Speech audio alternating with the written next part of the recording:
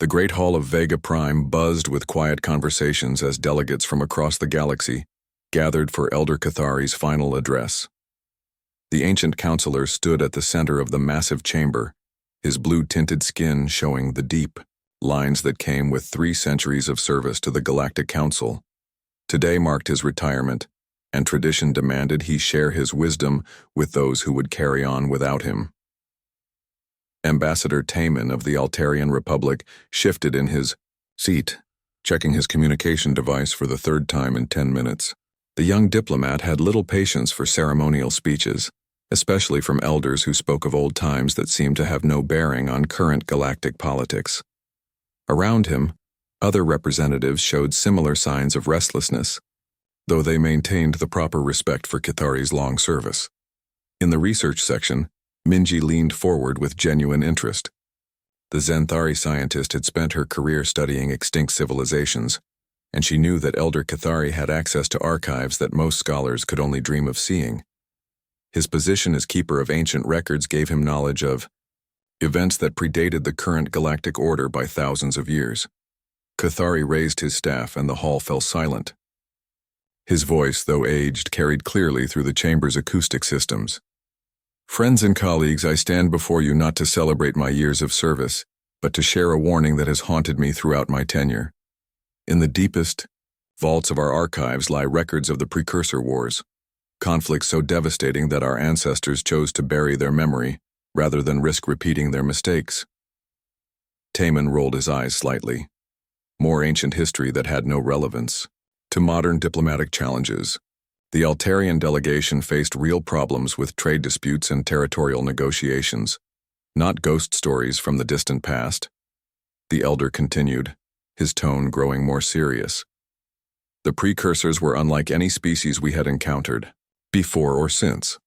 They possessed no natural telepathic abilities, no energy manipulation powers, no advanced biotechnology that allowed them to merge with their machines. By every measure we use to judge civilized beings, they should have been primitive, easily contained within their home system. A few delegates exchanged glances, some showing mild curiosity about this historical footnote. Most major galactic civilizations had evolved beyond physical limitations through various means. The Vegans used advanced biotechnology to enhance their natural abilities. The Altarians had developed powerful psychic networks. The Zenthari could manipulate energy fields with their minds. The idea of a species succeeding without such advantages seemed impossible. Cathari's eyes swept across the assembly. Yet these primitive beings came closer to conquering our galaxy than any force before or since. Their fleets appeared without warning at the edges of civilized space. Their tactics defied understanding. Where we expected conventional military responses, they struck from directions we never thought to defend. Where we assumed they would follow established rules of engagement, they rewrote the entire concept of warfare. Minji found herself taking notes, her scientific mind intrigued by the puzzle the elder presented. How could a species without advanced abilities pose such a threat to civilizations that had mastered energy, matter, and mind? The contradiction suggested either incomplete historical records or fundamental misunderstanding of what made a civilization dangerous.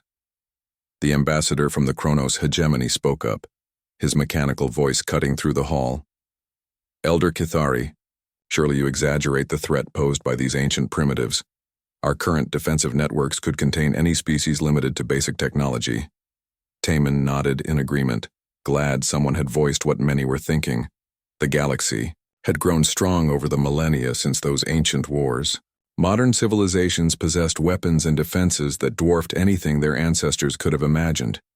Cathari turned toward the Kronos delegate, his expression grave. War Prime Zakor.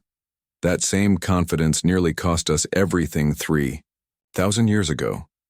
The records speak of battles where our ancestors deployed forces 10 times larger than the enemy, with technology centuries more advanced, only to watch their fleets destroyed by tactics they could not comprehend or counter. The elder activated a holographic display showing star maps marked with ancient battle sites. Red markers indicated precursor victories. Blue showed allied successes. The pattern that emerged painted a disturbing picture. Early in the conflict, Red dominated the display almost completely. Only near the end did blue markers begin to appear in significant numbers. The precursors fought differently than any species we knew, Kithari explained. They seemed to study our methods, learn from every encounter, and adapt with impossible speed. What worked against them once never worked again. They turned our own strengths against us, found weaknesses in systems we considered perfect, and exploited blind spots we never knew existed. Minji studied the display with growing fascination. The pattern suggested an enemy that learned not just tactically but strategically, evolving their entire approach to warfare based on accumulated knowledge of their opponents. Such adaptability would indeed pose a massive threat to civilizations that had grown comfortable with established methods. Taemin remained skeptical. If they were so formidable, Elder, what happened to them? Why aren't they still conquering the galaxy? An excellent question, young Taemin. Kithari smiled sadly. The truth is, we don't know. Near the end of the war, when it seemed certain they would overwhelm our defenses completely, they simply vanished. Some believe they destroyed themselves in civil conflict. Others think they transcended physical existence entirely. But there is a third theory, one that has kept me awake for 3 centuries. The hall had grown completely silent now, even the most skeptical delegates drawn into the mystery the Elder presented.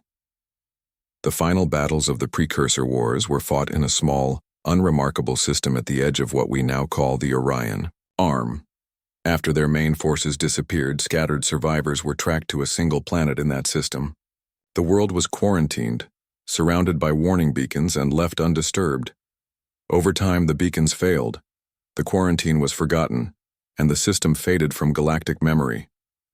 Kithari paused, letting the implications settle over his audience. That system, colleagues, is now designated Sol in our current star charts. The third planet from its star has recently developed primitive spaceflight technology. Its inhabitants call themselves humans. The reaction was immediate and varied. Some delegates laughed outright at the suggestion. Others sat in stunned silence. A few began urgent conversations with their staff, checking star charts and recent survey reports. Taemin was among those who laughed. Elder Kithari, with all due respect, you're suggesting that the species that nearly conquered the galaxy has spent 3 millennia barely advancing beyond chemical rockets.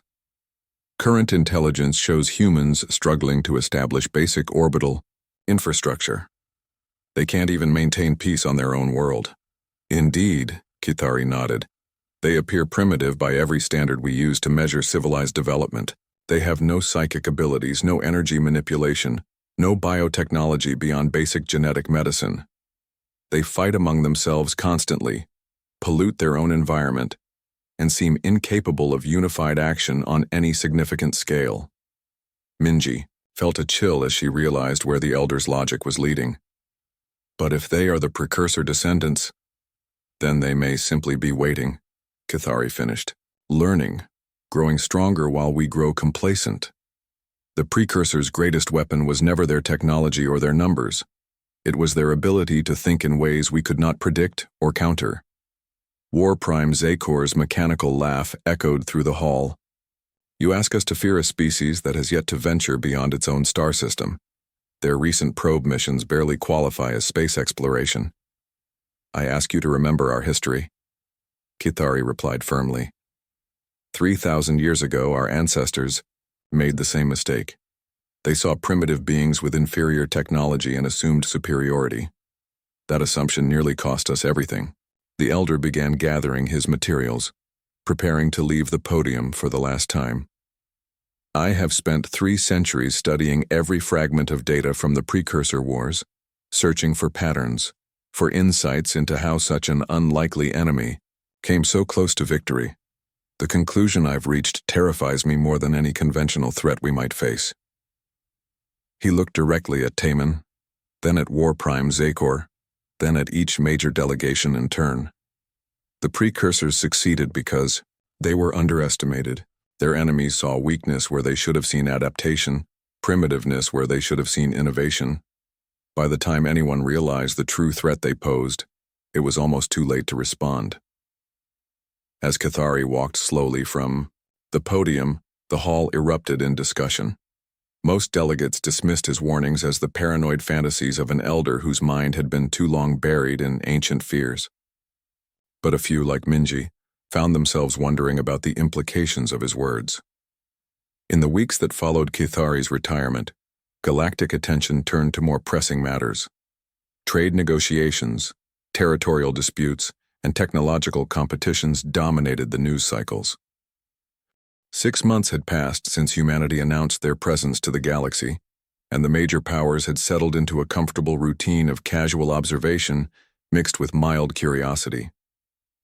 The humans had established a small embassy on Haven's Rest, the neutral station that served as a meeting ground for species who preferred not to conduct business on each other's homeworlds. Most delegates viewed the human presence as they might an interesting but harmless pet that had wandered into their midst. Ambassador Hyunwoo stood at the observation deck of the human embassy, watching the daily traffic flow through the station's central hub. Ships from dozens of species docked and departed with the steady rhythm of established commerce. The Altarians arrived in sleek vessels that seemed to flow like liquid metal. The Zenthari preferred angular craft that crackled with barely contained energy. The Kronos ships looked more like flying fortresses, all armor and weapons designed to intimidate as much as transport. The human embassy occupied a modest section of the station's diplomatic quarter, smaller than most other governmental offices, but efficiently organized. Hyunwoo had served as a military officer before transitioning to diplomatic work, and his background showed in the way he had arranged his new domain. Every room served multiple purposes, every system had backup protocols, and every staff member understood their role in maintaining what appeared to be a simple diplomatic mission. Station Commander Deho, a vegan administrator who had managed Heaven's Rest for over a decade, found the humans puzzling but generally pleasant to work with. Unlike many species who demanded special accommodations for their physiological or cultural needs, the humans adapted to existing station protocols with minimal fuss. They ate standard ration packages, breathed standard atmosphere, and worked within established communication channels. Yet small details nagged at Deho's methodical mind. Human requests for station information seemed routine but covered unusual breadth. They asked about maintenance schedules, traffic patterns, communication protocols, and security procedures with the kind of thorough interest that suggested more than casual curiosity. When Deho mentioned this to his staff, they pointed out that many new species showed similar enthusiasm for understanding their new environment. Intelligence Officer Soyeon arrived at Haven's Rest 3 months after the human embassy opened, officially assigned as a cultural liaison, but actually tasked with monitoring human activities for the Altarian Republic. Her psychic abilities allowed her to observe other species' emotional states and surface thoughts, providing valuable intelligence about their true intentions and capabilities.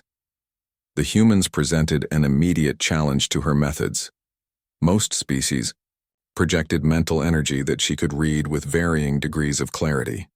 Altarians were completely open to her, their thoughts flowing like streams of light. Zenthari minds buzzed with electrical activity that created distinct patterns. Even the mechanical Kronos generated data signatures she could interpret. Humans appeared to exist in a mental void. Soyeon could sense their physical presence, detect their basic emotional states through body language and vocal cues, but their thoughts remained completely inaccessible. At first, she assumed they possessed natural psychic shielding, but careful observation revealed no signs of mental training or technological protection. They simply seemed to exist outside the telepathic spectrum entirely. Her reports back to Altarian Command described the phenomenon as unprecedented but not necessarily threatening. Some species had limited psychic sensitivity, and a few were naturally resistant to mental intrusion, but complete immunity was theoretically impossible. The humans might represent an evolutionary adaptation she had never encountered before, or they could be using technology so advanced that she couldn't detect it. Trader Kyungmin became a familiar sight around the station's commercial districts, establishing supply contracts with various species and learning their economic systems. The human merchant had arrived on one of the few ships that regularly traveled between Earth and the galactic community, carrying goods and materials that most species found curious but marketable. What puzzled the other traders was Kyungmin's approach to commerce. He seemed more interested in understanding how different species conducted business than in maximizing immediate profits. His negotiations were fair but thorough, often asking questions about market conditions, transportation networks, and regulatory requirements that went far beyond what any single trade deal required. The Zenthari trader who first worked with Kyung-min described the experience to her colleagues as educational rather than profitable. The human wanted to know about energy costs, communication delays, security requirements, and political stability factors that affected long-term business relationships. He paid fair prices and delivered goods as promised, but his questions suggested he was building knowledge for purposes beyond simple trading. Within 4 months, Kyung-min had established supply routes that connected species who rarely did business with each other. His transportation methods seemed inefficient by conventional standards, taking longer routes and using more fuel than necessary, but somehow his profit margins remained healthy. Economic analysts who studied his operations couldn't identify where he was gaining advantage, only that his approach seemed to work despite violating several established principles of galactic commerce. The first major incident occurred when a critical life support failure threatened the station's atmospheric recycling systems. 3 different species' best engineers had worked for 18 hours trying to identify a solution that wouldn't require shutting down entire sections of the station while replacement parts were manufactured and installed. Engineer Wonho volunteered to examine the problem after the official repair teams had exhausted their options. The human spent 2 hours studying the system specifications, then disappeared into the maintenance tunnels with a collection of spare parts that seemed to have no relationship to atmospheric recycling technology. 4 hours later, the life support systems were running smoothly again. When the Vegan chief engineer asked Wonho to explain his repair method, the human's description violated several fundamental principles that every engineer in the galaxy accepted as absolute truth. The components he had connected should not have been compatible. The power routing he had created should have caused cascade failures. The pressure differentials he had established should have torn the system apart. Yet the repairs worked perfectly and continued to work for weeks afterward. When other engineers attempted to understand Wonho's modifications, they found themselves looking at a system that functioned flawlessly while operating according to principles they couldn't recognize or replicate. Commander Daeho's monthly report to station administration mentioned the incident as an example of human resourcefulness, but privately he found it deeply unsettling. In his decade of managing Haven's Rest, he had never seen someone solve an engineering problem by ignoring engineering principles. The fact that Wonho's impossible solution continued to work made it even more disturbing. Meanwhile, Minji had been spending her research time in the station's archives, following up on the questions that Elder Cathari's retirement speech had raised. The neutral station maintained extensive historical databases, and her credentials as a Zenthari scientist gave her access to records that most visitors couldn't examine. Her investigation into precursor war documentation had revealed troubling patterns. The ancient enemies had consistently succeeded by approaching problems from angles that their opponents never anticipated. Where conventional military doctrine called for direct engagement, the precursors had attacked supply lines. Where traditional strategy emphasized holding territory, they had focused on disrupting communication networks. Where normal tactics relied on superior firepower, they had used psychological warfare. The most disturbing discovery came when she compared ancient battle reports with current observations of human behavior. The precursors had shown the same tendency to ask thorough questions about systems and procedures. They had demonstrated similar ability to find solutions that worked, despite contradicting accepted theories. Most significantly, they had displayed the same apparent immunity to psychic reconnaissance that made their intentions impossible to predict. Minji's private communications with retired Elder Cathari grew more frequent as her research progressed. The old counselor had been following human activities through unofficial channels, and his concerns were deepening as reports accumulated from across the galaxy. Humans were appearing at stations and colonies throughout the galactic community, always in small numbers, always claiming peaceful intentions. They established trading relationships, cultural exchanges, and research partnerships with remarkable speed, considering their supposedly primitive origins. More concerning, They seemed to be gathering information about every major galactic power, simultaneously. Their methods were so subtle that most observers didn't recognize what was happening. Human merchants asked innocent questions about economic conditions while learning about military supply chains. Human engineers volunteered to help with technical problems while studying infrastructure weaknesses. War Prime Zakor studied the tactical displays in his command center aboard the fortress ship Dominator, analyzing the scattered human presence across his sector with the methodical patience that had made him the most feared military leader in the Kronos hegemony.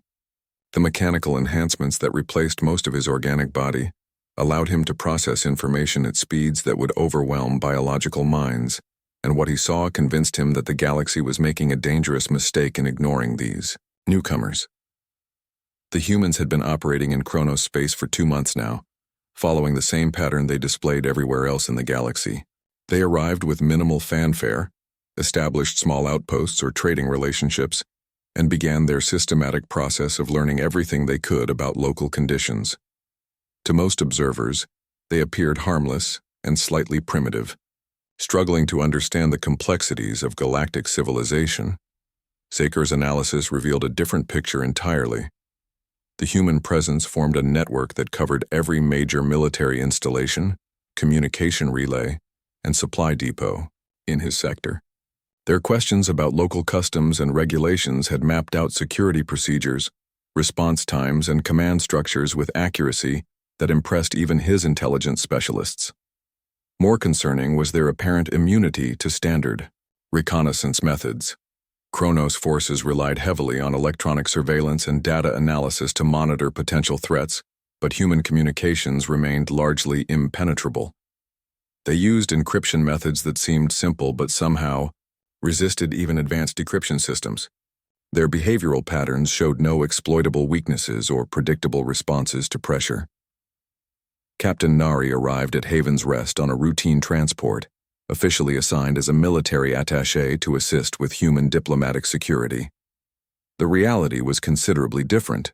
Nari had served in Earth's most elite military units before volunteering for what her commanders called deep reconnaissance duty, assignments that took her far from home with minimal support and maximum responsibility for gathering critical intelligence.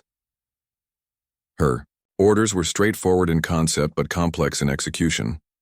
Learn everything possible about galactic military capabilities while maintaining the appearance of a simple security officer. Identify potential threats to human interests before they could develop into serious problems. Most importantly, prepare contingency plans for scenarios that Earth's strategic planners considered inevitable based on their study of galactic history. Station Commander Daiho welcomed Captain Nari with the same courtesy he extended to all military personnel, but privately he wondered why humans felt the need for armed security at their embassy. No species had ever threatened human personnel, and Haven's Rest maintained strict neutrality that made military incidents extremely unlikely. What Daiho didn't understand was that Nari's presence had nothing to do with defending the embassy and everything to do with studying how galactic military forces operated. Her security sweeps of the station allowed her to examine defensive systems, emergency protocols, and response procedures under the cover of routine safety inspections.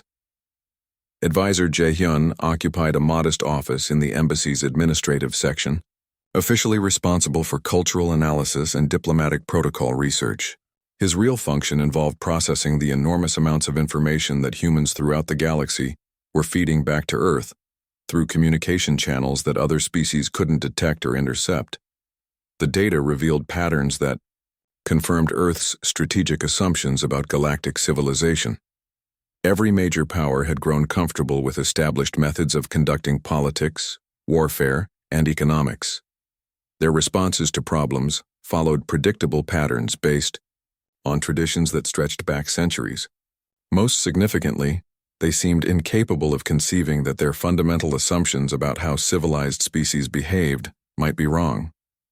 Dr. Yoonji published her third research paper on galactic biology in the station's academic database, contributing to the growing body of scientific literature that made her one of the most respected xenobiologists in the galaxy. Her work focused on the evolutionary adaptations that had shaped different species' development, particularly the relationship between environment and cognitive abilities. What made her research remarkable was its accuracy and insight despite her supposedly limited access to study specimens. Her papers described biological mechanisms and evolutionary pressures with precision that should have required decades of direct observation and experimentation. When colleagues asked about her research methods, she credited thorough analysis of existing literature combined with innovative theoretical modeling. The truth was that Dr. Yunji's papers were based on biological samples and data that human agents had been quietly collecting from across the galaxy for months. Every species that interacted with humans provided opportunities to gather genetic material, study behavioral patterns, and analyze physiological responses to various stimuli. The research gave Earth's planners detailed knowledge of every major galactic species' strengths, weaknesses, and potential vulnerabilities. Intelligence Officer Soyan found herself increasingly frustrated with her inability to penetrate human activities on Haven's Rest. Her telepathic abilities remained completely useless against human minds, and conventional surveillance methods produced information that seemed significant, but somehow always stayed just beyond meaningful interpretation. Her reports to Altarian Command grew more urgent as she documented the scope of human intelligence gathering. They were systematically mapping every aspect of galactic civilization, with thoroughness that suggested preparation for something far more ambitious than simple diplomatic relations. The fact that they could accomplish such extensive reconnaissance while remaining virtually invisible to standard detection methods implied capabilities that contradicted everything known about their technological development. The response from her superiors remained dismissive. Earth's military forces consisted of primitive chemical rockets and kinetic weapons that posed no threat to any established galactic power. Their industrial capacity couldn't support major military operations. Beyond their home system, their political divisions made unified action on any significant scale virtually impossible. War Prime Zakor had reached different conclusions based on his own analysis of human activities. The Kronos military doctrine emphasized identifying threats before they could develop into serious challenges, and every indicator suggested that humans represented exactly such a threat. Their behavior patterns matched profiles of species preparing for major military operations, despite their apparent lack of resources to conduct such operations. His decision to act came when Kronos intelligence detected humans establishing what appeared to be communication relay stations throughout the sector. The installations were small and seemed harmless, but their positioning would allow coordination of activities across vast distances with minimal risk of interception or jamming. The first phase of Kronos pressure tactics began with economic restrictions, designed to limit human access to strategic materials and transportation services. Standard operating procedure called for gradually increasing pressure until the target species either submitted to Kronos authority or revealed their true capabilities by attempting to resist. Trader Kyungmin responded to the restrictions by immediately shifting his supply routes to avoid Kronos-controlled systems entirely. Within days, he had established alternative transportation networks that actually improved delivery times and reduced costs compared to his previous arrangements. The economic pressure that should have created serious problems for human operations instead seemed to trigger adaptations that made them more efficient. Captain Nari reacted to increased Kronos military patrols near human facilities by implementing security upgrades that transformed their modest installations into structures that could withstand military assault. The modifications appeared to be standard defensive measures, but Kronos engineers noted that the humans had somehow anticipated exactly the types of attacks that Kronos forces would use and prepared countermeasures in advance. Advisor Jae-hyun began conducting what he called expanded cultural exchanges with representatives from various species, each meeting apparently focused on academic topics like history, philosophy, and social organization. Intelligence analysts who monitored these conversations found them remarkably wide-ranging but seemingly harmless, covering everything from ancient political systems to modern military traditions. What the analysts didn't recognize was that Jae-hyun was systematically mapping the psychological profiles, decision-making patterns, and behavioral responses of every major galactic leader. His academic discussions were actually intelligence-gathering sessions that provided Earth with detailed understanding of how galactic powers would respond to various types of pressure and challenge. Dr. Yunji's fourth research paper created considerable excitement in xenobiological circles by proposing a unified theory of galactic evolution that explained how different species had developed their various abilities. Her work suggested that psychic powers, energy manipulation, and biotechnological integration all represented adaptations to specific. The first indication that Warprime Zakor's calculations had gone catastrophically wrong came 37 minutes after his forces began their coordinated assault on human installations.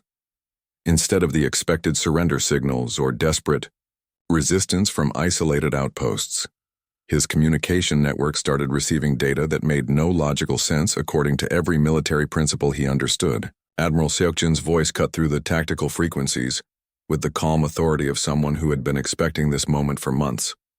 The human fleet commander had emerged from what Kronos sensors now realized had never been empty space at all, but rather positions of perfect concealment that their most advanced detection systems had completely failed to identify. Warprime Zakor, this is Admiral Seokjin of the Human Defense Fleet. You have initiated hostile actions against civilian installations and personnel under the protection of the Earth Coalition. You have exactly one opportunity to withdraw your forces before we demonstrate why our ancestors were once considered a galactic threat.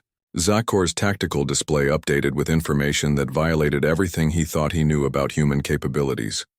Ships that sensor readings insisted weren't there suddenly appeared throughout his sector, not arriving from distant systems, but revealing themselves from positions they had apparently occupied for months.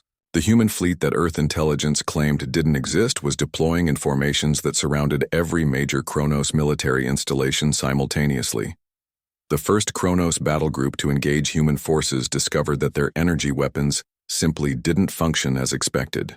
Admiral Seokjin's ships seemed to absorb directed energy attacks without sustaining damage, while their return fire consisted of kinetic projectiles that struck with impossible accuracy and devastating effect. Within minutes, the most advanced warships in the Kronos fleet were reduced to drifting debris. Specialist Yuna coordinated the cyber warfare operations from her position aboard the human command vessel, her fingers moving across control interfaces that bore no resemblance to the primitive technology that galactic intelligence services had attributed to human civilization. Her attacks on Kronos communication networks didn't just disable their systems, but seemed to anticipate their backup protocols and countermeasures before they could be implemented. The most disturbing aspect of the human cyber assault was its apparent ability to affect telepathic communication networks. Altarian observers monitoring the battle watched in horror as human intrusion programs somehow penetrated psychic links between Kronos commanders, introducing false information and contradictory orders that created chaos throughout their command structure. General Minho's ground forces implemented tactical maneuvers that redefined what galactic military academies had taught about infantry warfare for centuries. His troops moved across battlefields as if they could predict enemy positions before those enemies had decided where to move. Their weapons seemed primitive by galactic standards, but proved devastatingly effective against defensive systems that were supposed to be impregnable. The humans fought with a coordination that suggested collective consciousness, but intelligence analysis confirmed they possessed no telepathic abilities. Their tactical decisions seemed to anticipate enemy responses with impossible accuracy, yet they showed no signs of precognitive abilities. Most unsettling of all, their strategies violated established military doctrine while somehow achieving objectives that conventional wisdom insisted were unattainable. Dr. Hana emerged from what everyone had assumed was her role as a cultural researcher to reveal herself as a psychological warfare specialist whose understanding of galactic species surpassed anything in the official databases. Her psychological profiles of Kronos leadership proved so accurate that human forces seemed to know exactly how their enemies would respond to any given situation. The revelation that the quiet academic had been systematically mapping the mental patterns and decision-making processes of every major galactic leader sent shockwaves through intelligence communities across the galaxy. If humans could predict individual behavior with such precision, no conventional military or political strategy would be effective against them. War Prime Zakor found himself fighting an enemy that anticipated his every tactical decision, while revealing nothing about their own intentions or capabilities. His forces outnumbered the human fleet by significant margins and possessed technology that should have provided overwhelming advantages, yet the battle was turning into a catastrophic defeat with terrifying speed. The humans didn't just counter Kronos attacks but seemed to turn each assault into an opportunity to demonstrate new capabilities that intelligence services had never detected. Ships that appeared to be simple transport vessels revealed themselves as sophisticated weapons platforms. Communication relays that seemed like basic infrastructure turned out to be coordination nodes for military operations spanning multiple star systems. Station Commander Deho watched the battle reports with growing horror as he realized that Haven's Rest had been hosting not a diplomatic mission, but the forward command post for a military operation of unprecedented scope. Every human on the station had been positioning themselves for this moment, gathering intelligence and establishing capabilities, while maintaining perfect cover as harmless civilians.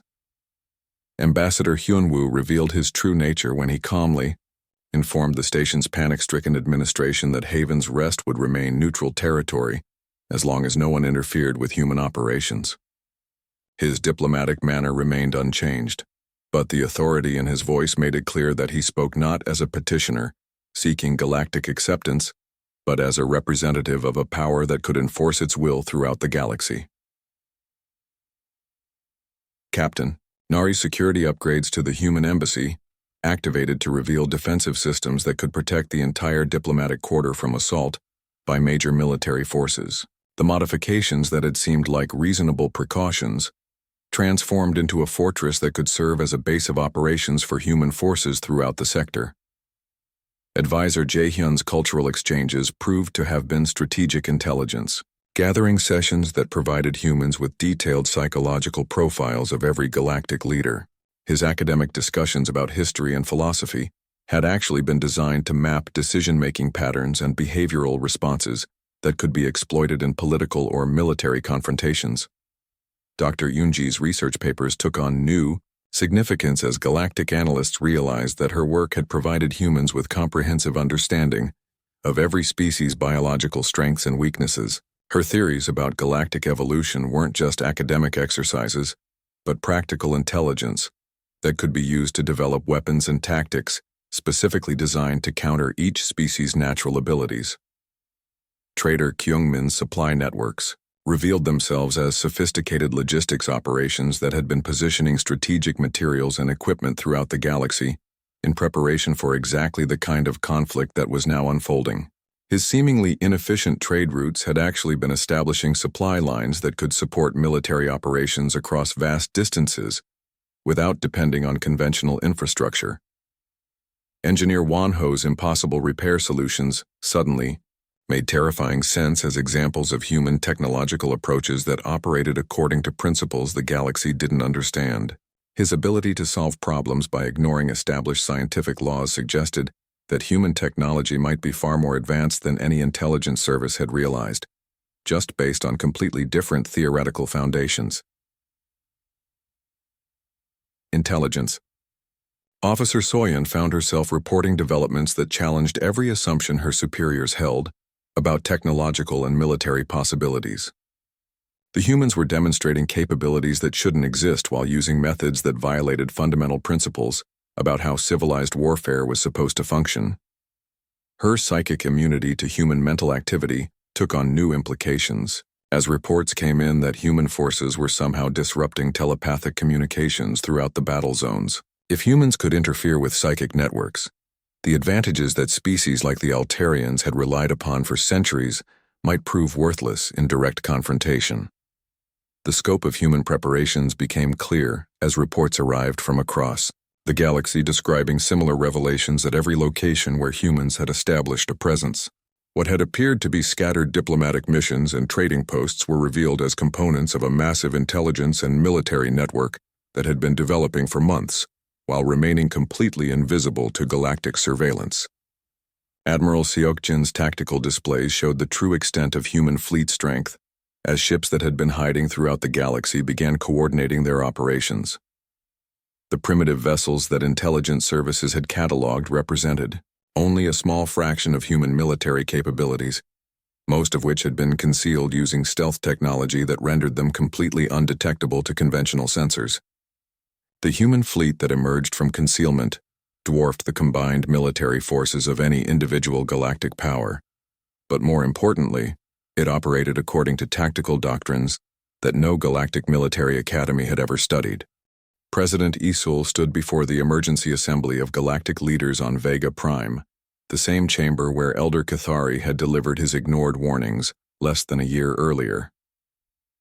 The human leader's presence at what had always been an exclusively galactic gathering marked a fundamental shift in the balance of power that no one could pretend to ignore any longer. The destruction of War Prime Zakor's forces had sent shockwaves throughout civilized space, but the aftermath proved even more unsettling than the initial military defeat. Human fleets had withdrawn to defensive positions around their installations, making no aggressive moves against other galactic powers, yet their very existence represented a threat that conventional military doctrine couldn't address. Council. Speaker Jihun occupied the podium that had once belonged exclusively to established galactic powers, his calm demeanor contrasting sharply with the tension that filled the assembly hall. The human representative spoke with the authority of someone whose species had just demonstrated capabilities that redefined what was possible in modern warfare. Honorable delegates, we gather today not to celebrate victory, but to prevent the repetition of mistakes that have already cost too many lives. The Kronos hegemony chose to test human resolve through military force, and they learned why our ancestors were once considered a galactic threat. We hope that wisdom will prevail where aggression has failed. Admiral Seokjin's tactical briefings to the assembled delegates revealed the scope of human military preparations in terms that left no room for comfortable self-deception. The fleet that had emerged to defend against Kronos attacks represented only a fraction of human capabilities, most of which remained hidden throughout the galaxy in positions that could threaten any major world within days of activation. The revelation that humans had been preparing for large-scale conflict while maintaining perfect operational security forced every intelligence service to reevaluate their fundamental assumptions about surveillance and threat assessment. If humans could conceal military capabilities of this magnitude, what other capabilities might they possess that remained completely unknown to galactic observation? Minji found herself vindicated in the most terrifying way possible as her research into precursor war histories proved prophetic.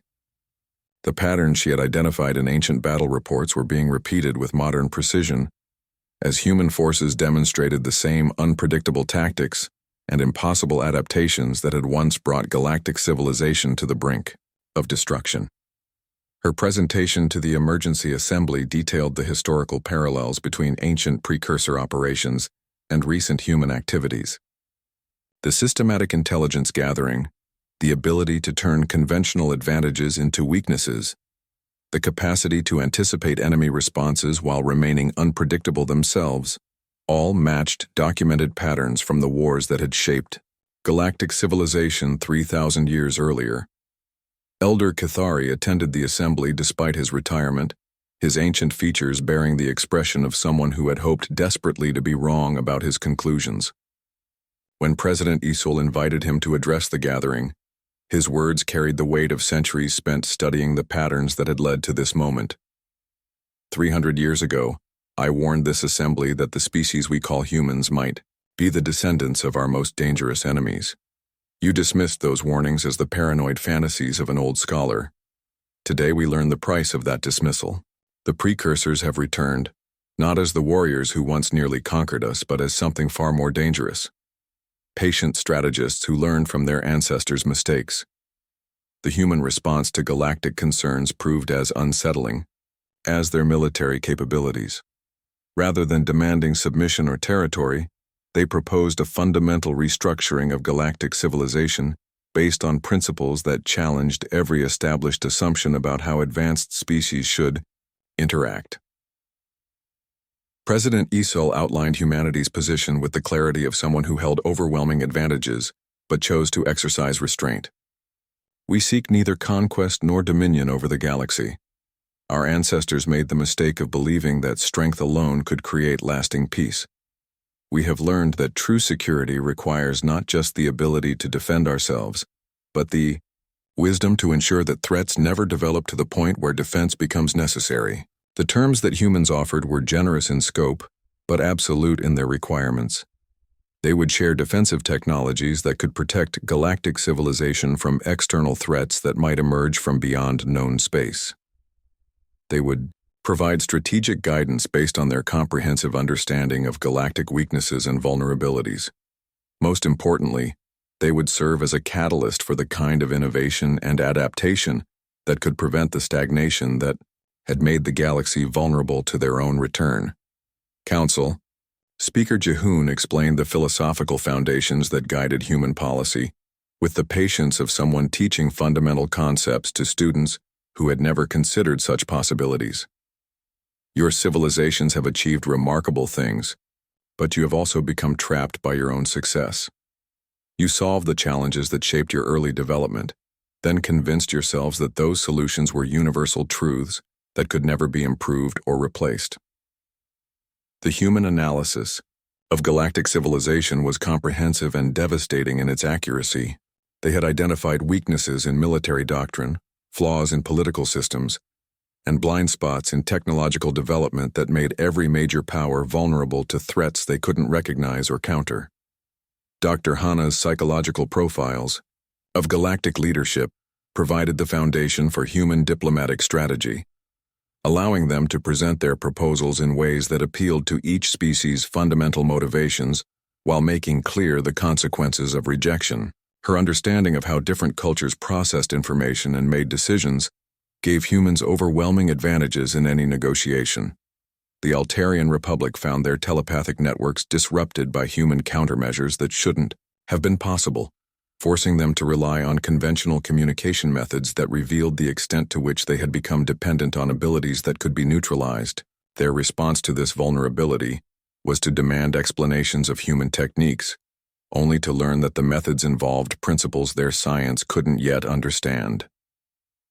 The Zenthari Collective discovered that their energy manipulation abilities were useless against human defensive systems that seemed to absorb and redirect attacks according to laws of physics that violated established theoretical frameworks. Their attempts to analyze human technology revealed capabilities that operated on completely different scientific foundations from anything in the galactic knowledge base.